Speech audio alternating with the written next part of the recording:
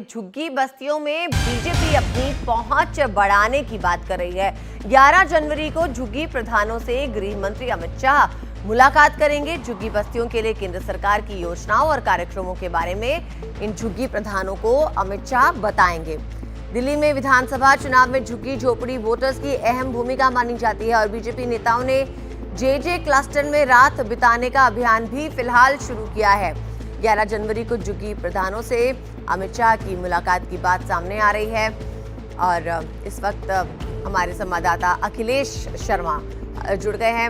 अखिलेश, बताइए, बीजेपी का ये जो प्लान है इसमें किस तरह से इजाफा हुआ है? झुग्गी प्रधानों से मिलने की बात कही जा रही है।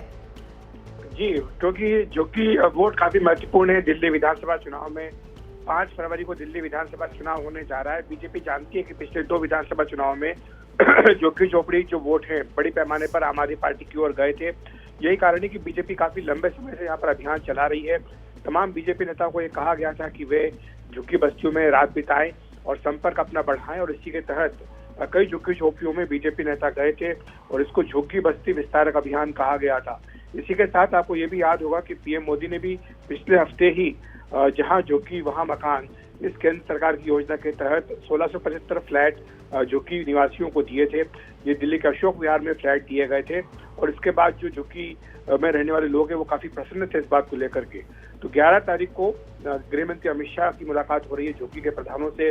बताया जा रहा है कि इसमें जो केंद्र सरकार की योजनाएं हैं झुग्गी बस्तियों में रहने वाले लोगों के जीवन का को सुधारने के लिए जहां झुग्गी वहां मकान, इस तरह की योजना, इनके बारे में विस्तार से बताएंगे।